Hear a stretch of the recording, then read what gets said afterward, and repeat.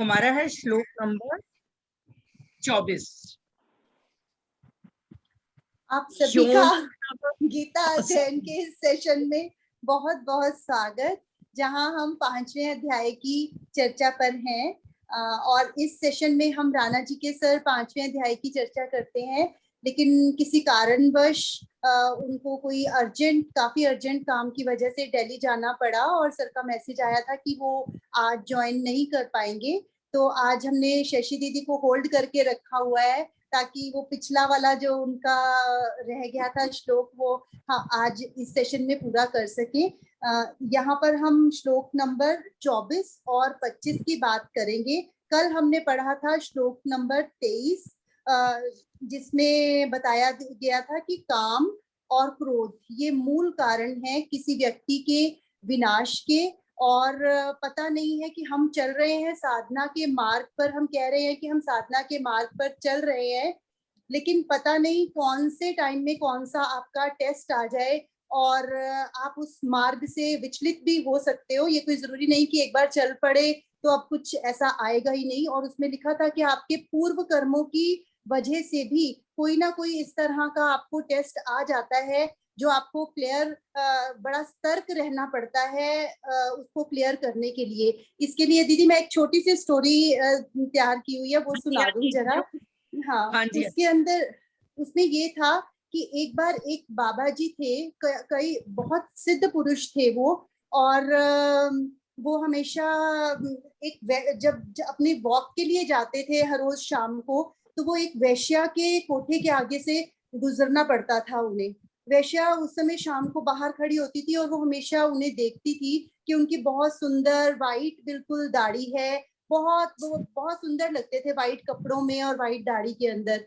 तो वैश्या उन्हें देखती थी हमेशा। तो एक दिन उसने टोक के पूछा कि संत जी, आपकी दाढ़ी ज्यादा उज्जवल है या मैं ज्यादा उज्जवल हूँ, या मैं ज्यादा ग्रेट हूँ, ऐसे करके कि आप इतनी संभाल करते हो, आप बताओ आप ज्यादा आगे हो या मैंने इतना तरक्की की है, मैंने इतना कुछ कमाया है तो मैं ज्यादा आगे हूँ। तो बाबा जी ने कहा कि मैं इस बात का जवाब नहीं दे सकता अभी। वो रोज निकलते रहे और वो रोज उन्हें यही क्वेश्चन करती रही, लेकिन उन्होंने उसका आंसर नहीं दिया कोई भी।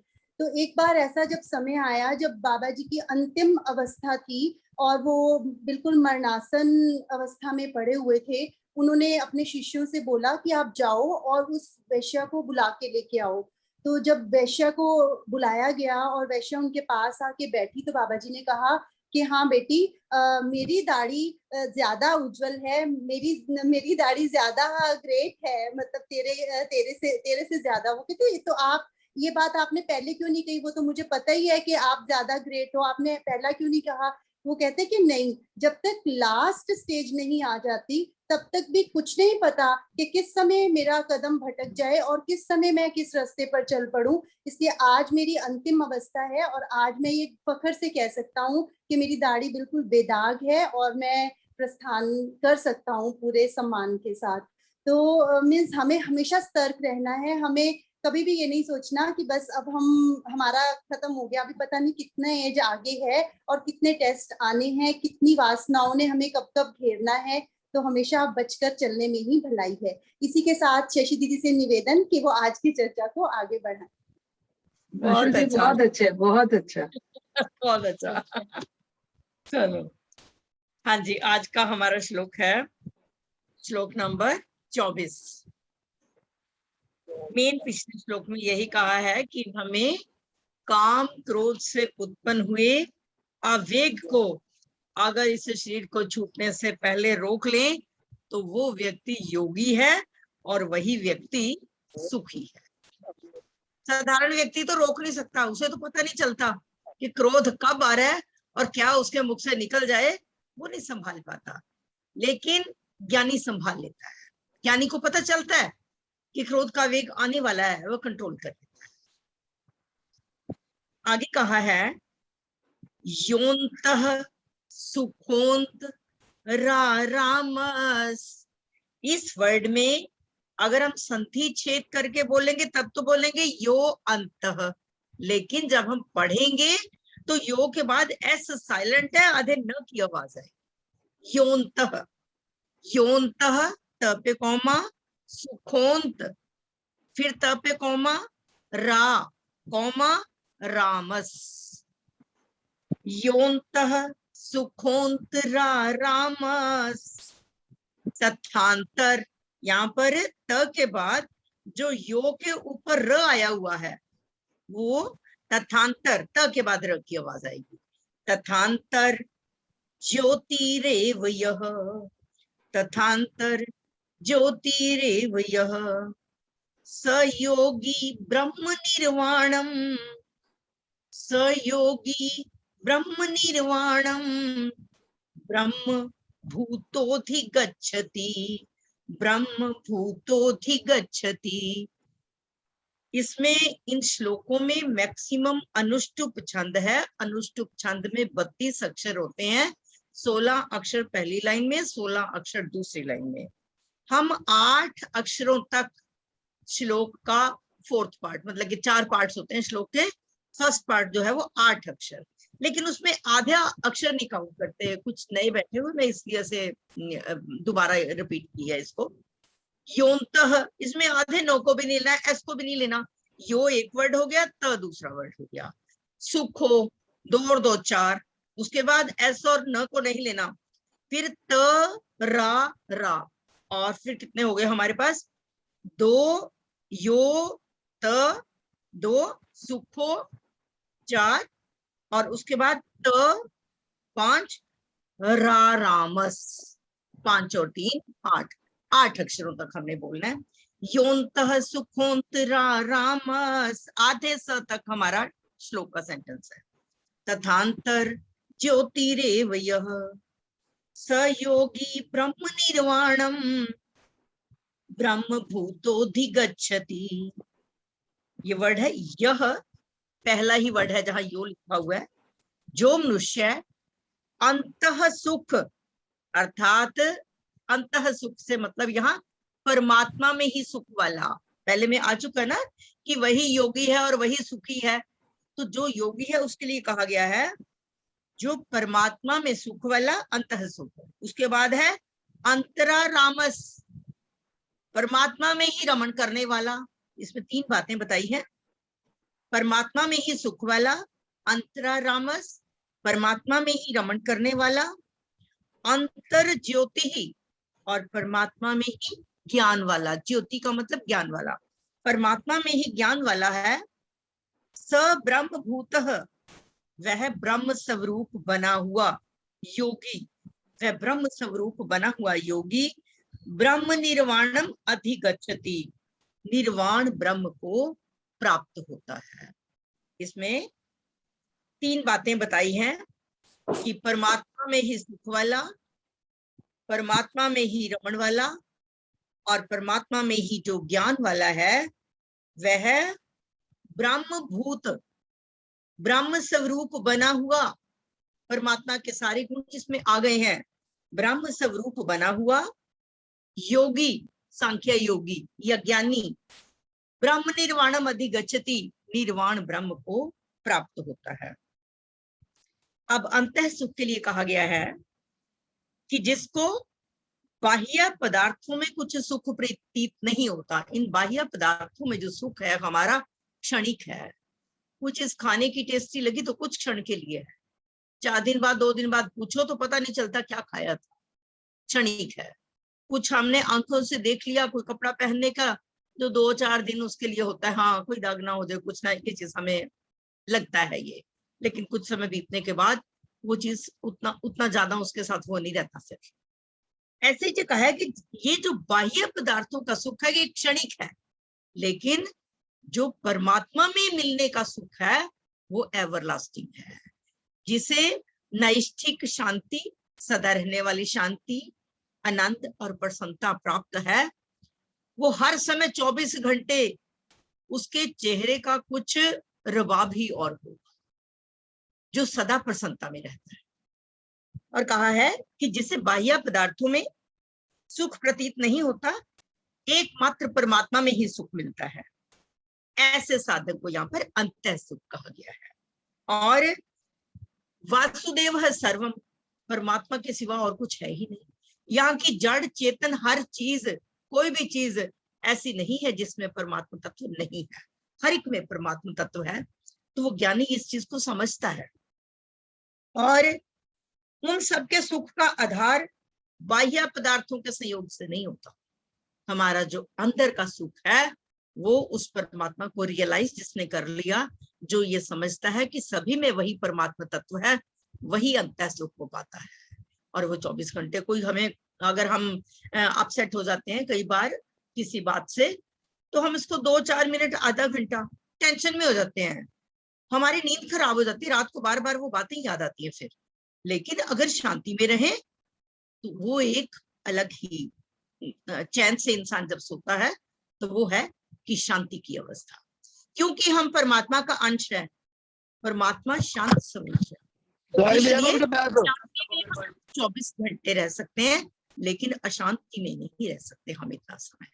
तो इसलिए कहा गया है शांति जो है वो क्षणिक है, शांति सदा के लिए। हाँ भाई बीच में से म्यूट कर देना भाई। आगे कहा है स्वयं अपनी सत्ता में निरंतर स्थित रहने के लिए बाहर की किसी भी चीज की आवश्यकता नहीं है। मैं ये सोचूं कि मुझे ये आराम मिल जाए तो मैं सुखी हो जाऊंगी। एक सेठ जिसके पास पैसे की कोई कमी नहीं है लेकिन शांति नहीं है, पैसे से शांति नहीं खरीदी जाती, शांति तो उस परमात्मा को रियलाइज करने से शांति मिलती है। जितना मर्जी बड़ा सेठ है, टेबल के ऊपर मार गोलियां रखी होंगी, सब कुछ खाने पीने का, लेकिन दवाई उसको जरूरी चाहिए चाहे जितना मर्जी पैसा है।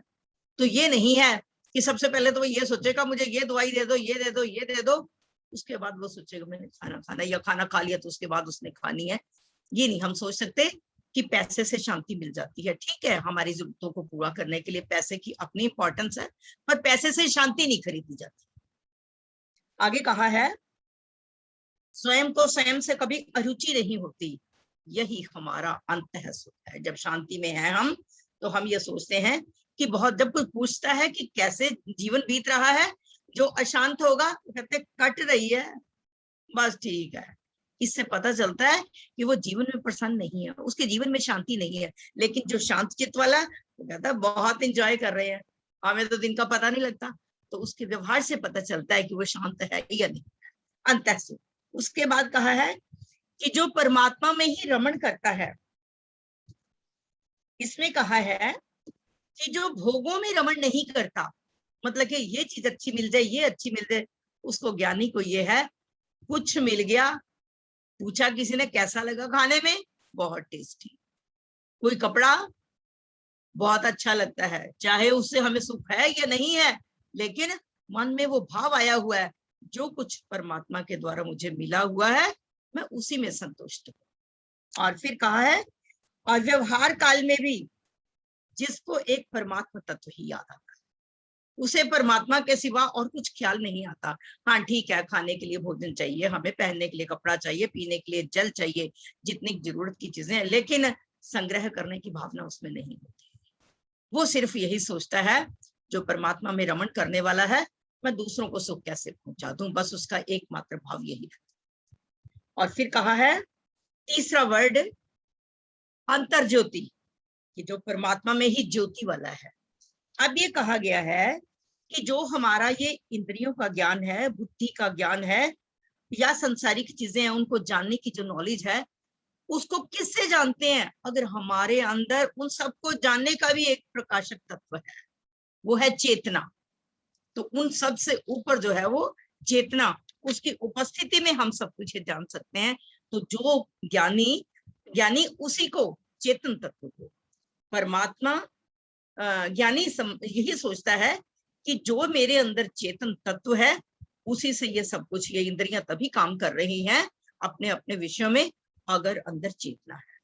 पांच तत्वों से और मन बुद्धि अहंकार से बना हुआ ये शरीर है हमारा, जिसे अपरा प्रकृति कहते हैं, और परा प्रकृति परमात्मा की चेतना, आत्मा। ये दो चीजें हैं इसके बीच में, प्रकृति और परमात्मा, और प्रकृति भी परमात्मा की है।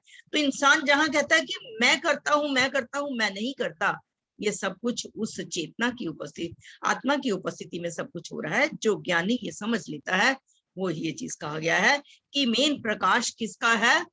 आत्मा का प्रकाश है। आत्मा के प्रकाश में आत्मा नहीं कुछ करती, आत्मा तो केवल साक्षी है।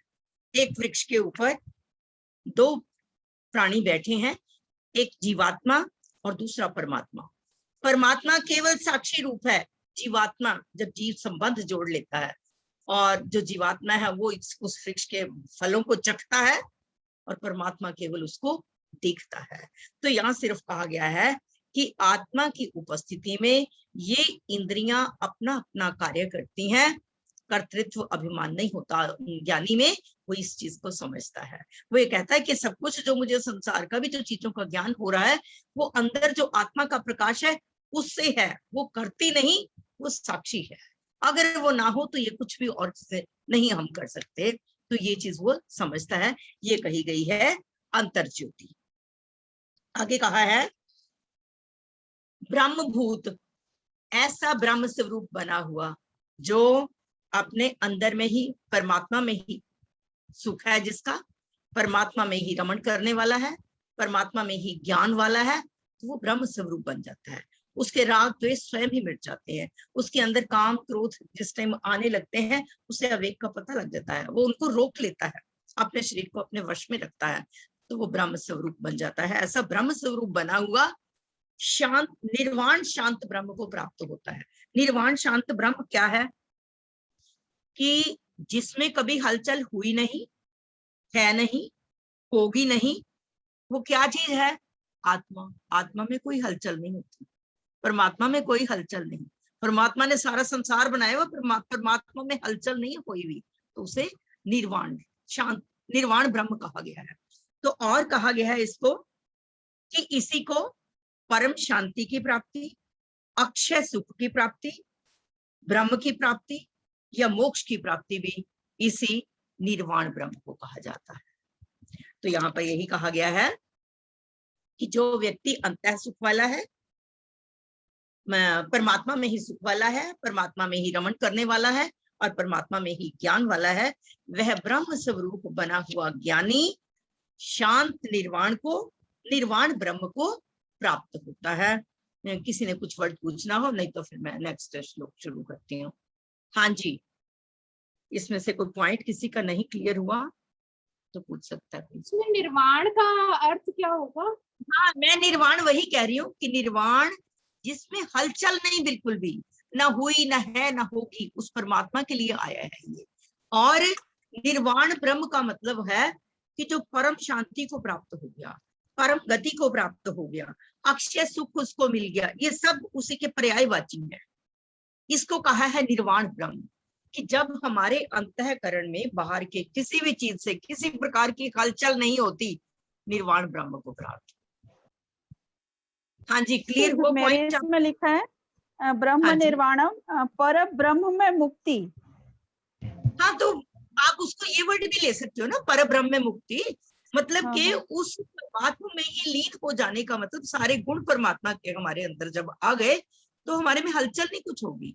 हमारे अंदर से राग द्वेष निंदा स्तुति मान अपमान ये सब खत्म हो जाएंगे। कोई हमारा अपमान भी कर रहा है, हमें नहीं फर्क पड़ेगा, क्योंकि अपमान किसका हो रहा है? ये ऊपर के शरीर को जो मर्जी बोलते जाओ, आत्मा में तो कोई हलचल है ही नहीं। वो उसी को कहा गया है निर्वाण। हाँ जी, दीपा जी, पॉइंट आपका क्लियर हुआ या नहीं? जी ठीक है दीदी, ठीक। हाँ जी, मतलब आत्मा में कोई हलचल नहीं है। अगर हलचल है, जहां हम दुखी होते हैं, वो सिर्फ इस शरीर के लिए है, आत्मा में कुछ नहीं है। जो निर्वाण ब्रह्म को प्राप्त हो गया, वो द्वंद्वों से ऊपर उठ गया, राग द्वेष से रहित हो गया, निंदा स्तुति से रहित हो गया, मान अपमान से रहित हो गया। वो उसको कोई फर्क नहीं पड़ता कोई मान दे या ना दे। तभी तो मैं ये बात कहती हूँ कि मैं क्या, हमने संसार की लिस्ट में अपना नाम नहीं बनाना, हमने परमात्मा की लिस्ट में नाम बनाना। परमात्मा की लिस्ट में जिसका नाम आ गया, संसार की लिस्ट में तो वो अपने आप ही ऊपर हो गया।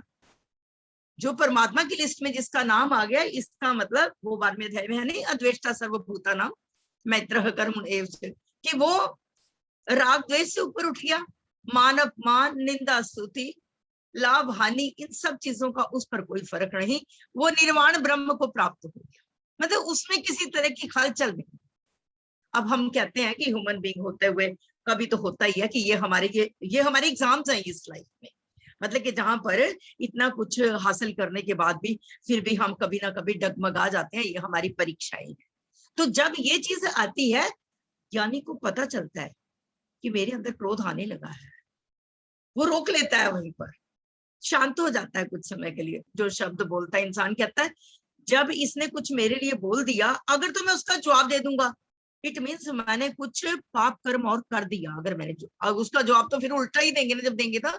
अगर मैं पोलाइट वे से बोलता हूँ, वो तो ज्ञानी तो ये समझता है कि इसने अगर कुछ कह दिया, इसका कसूर नहीं है, कसूर मेरा है। मैंने पिछले जन्म में इसके साथ कुछ ऐसा किया होगा जो आज ये कर रहा है, ये मेरा पूरक बन के आया है। वो दोष नहीं देगा दूसरे को। फर्क सिर्फ यही है। साधारण व्यक्ति कहता है, तो कैसे कह सकता है, मैं जब तक 4 तेरे को और ना सुना दूं तो चैन नहीं पड़ सकती। साधारण में और ज्ञानी में यही फर्क है। तभी कहा गया है कि जो ज्ञानी है वो निर्वाण ब्रह्म को प्राप्त हो जाता है, उसके मुख से ऐसा शब्द नहीं निकलता। बाकी जो कही है कि किसी टाइम पर क्रोध जो आ जाता है, वो सिर्फ यही चीज है ना, जैसे माँ अपने बच्चे को टोकती है उसके फायदे के लिए, 1 सेकंड में उसको प्यार भी कर लेती है। तो इसी तरह से गुरु शिष्य को कभी क्रोधित हो जाता है, उसके फायदे के लिए है, दोबारा वो प्यार भी कर लेता है। जब हमारे अंदर ऐसा मन मुटाव आ गया कि 4-4 दिन बात नहीं करनी, तो फिर वो निर्वाण ब्रह्म को थोड़ा प्राप्त हुआ। वो तो कुछ भी नहीं, वो तो उस स्टेज तक पहुंचा ही नहीं। उस स्टेज तक जो पहुंच गया वो नहीं बुरा महसूस करता। निर्वाण ब्रह्म का मतलब, ठीक है। हाँ जी, इसमें मेन पॉइंट है ये, मेन निर्वाण ब्रह्म का। तो ठीक है। हाँ जी, किसी और का कोई क्वेश्चन है? इसमें ये है ना, जी बोलिए सर।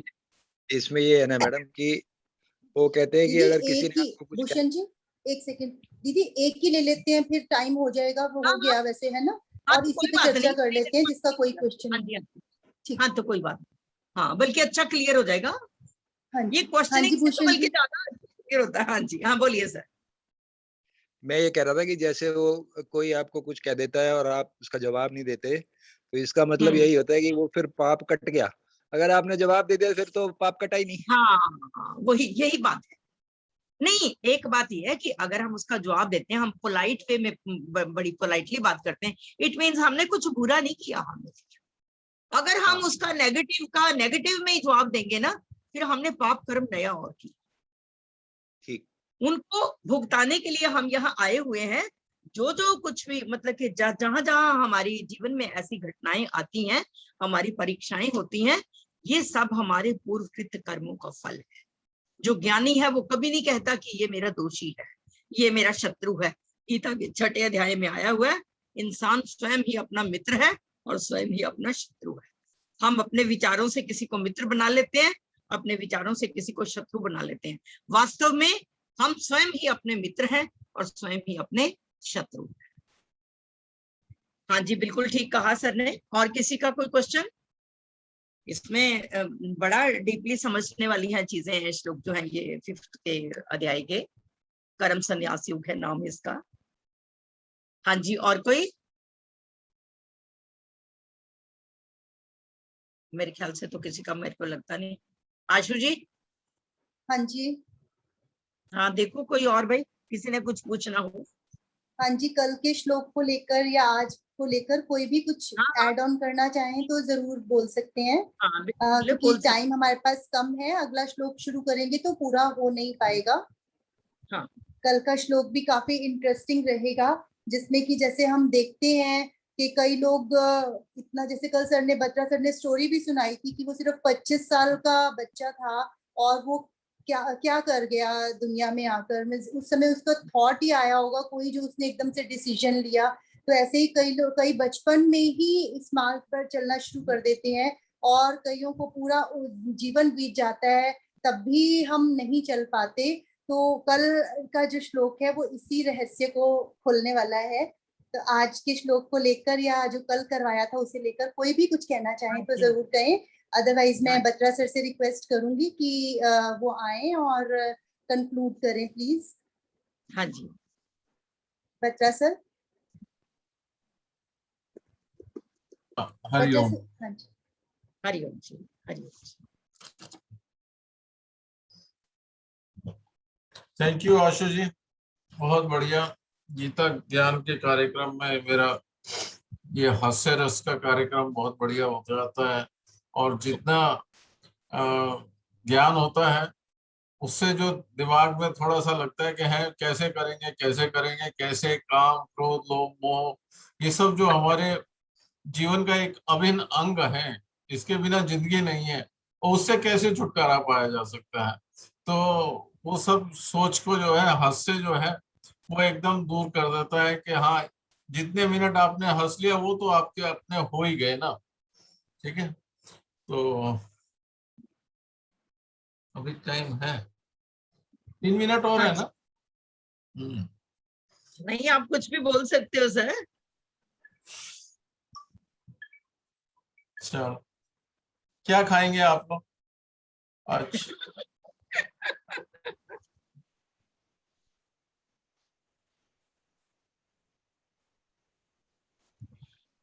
जिंदगी में इतनी रंग बिरंगी है। ये पीछे वाला गुलाबी जो है ये काम है, ये क्रोध है, ये लोभ है और ये मोह है। ये इन्हीं 5-6 कलर से जिंदगी बनी हुई है। सही बात है कि आप इसको इनके बिना जी नहीं सकते, और गीता ये सिखाती है कि इनसे ऊपर उठना है। तो ये बड़ी दुविधा का काम है, लेकिन जो लोग हिम्मत करते हैं रोज शाम को 4:30 बजे 5:30 बजे से लेकर 7 बजे तक समय निकालते हैं, शशि जी को बड़े ध्यान से मनोयोग से सुनते हैं, सूद साहब को सुनते हैं, राणा साहब को सुनते हैं, फिर मनन करते हैं, सवाल पूछते हैं, वो सब फिर इन चीजों से ऊपर उठ पा सकते हैं। तो इन्हीं शब्दों के साथ आप सब एक एक पीस उठा सकते हैं, खाइए, बहुत टेस्टी है। नहीं सर, आज नहीं खाना। आज आपने कहा ये काम है, ये क्रोध है, ये आज नहीं खाएंगे हम। हाँ, तो खाने के बाद खत्म हो गया ना, खाने के बाद खत्म हो गया, फिर बचेगा नहीं। ये बात ठीक है। खा के खत्म कर देते हैं, ठीक है। खाने के बाद नष्ट हो गया है। किसी भी चीज से जैसे आप कह रहे हो, कोई भी जब प्रॉब्लम आती है ना, उससे उभरने का सबसे अच्छा तरीका है उसको कन्फ्रंट करना, उससे मुकाबला करना, उससे एस्केप करना जो है वो रास्ता नहीं है। ठीक है, ठीक है, ठीक है जी। चलो पीले वाली भेज दो जी हमें। भूषण जी कुछ कह रहे हैं। पीले वाली हमारे पास। अर्जुन का दूसरे अध्याय में इसी पे क्वेश्चन था, अत्यंत प्रयोग पापम करके पुरुषः अनिच्छन् अपवादने बलादि में नहीं होती था कि मैं चाहता नहीं गुस्सा करना, पर पता नहीं मेरे अंदर क्या है जो मुझे क्रोध के लिए प्रेरित करता है। अर्जुन का ये क्वेश्चन कि मैं करना सही बात है। आम आदमी जो है उसको गुस्सा आने के बाद पता लगता है कि गुस्सा आ गया है। गुस्सा आने से पहले नोटिस नहीं देता कि मैं 2 मिनट बाद आने वाला हूँ, 1 मिनट बाद आने वाला हूँ, कंट्रोल कर लो, नहीं नोटिस मिलता। गुस्सा आता है तो एकदम से आ जाता है। हमारी ये रजोगुण से उत्पन्न काम नहीं। गुस्से से बचने का एक ही उपाय है कि शांत हो जाएगा। अच्छे से शर्मा सर को येलो वाला लॉलीपॉप चाहिए, उन्हें पहले पकड़ा दो, वो नहीं तो मुश्किल हो जाएगी। क्यों ऐसी क्यों बात है शर्मा सर? वो कह रहे हैं मुझे येलो वाला लॉलीपॉप चाहिए। येलो आपने सुना नहीं? जो तो इनको चाहिए ले ले, इनकी मर्जी है, सारे रंग इनकी हैं। लेकिन आप देते तो है नहीं। देते नहीं, आप हाथ बढ़ाओ ना सर, हाथ बढ़ाइए और ले लीजिए। ये लो बढ़ा दिया जी। हाँ,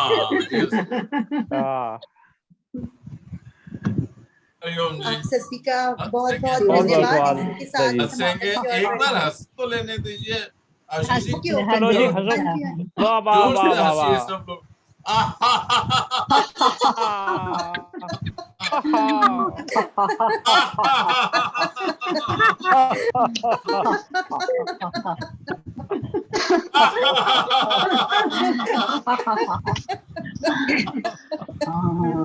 फ्रेश हो जाते हैं, फ्रेश हो जाते हैं। ओके जी, नमस्कार जी। आज आपने लॉलीपॉप का वो काम क्रोध लोभ मोह बता के डरा दिया, कोई खा नहीं पाएगा। सही बात।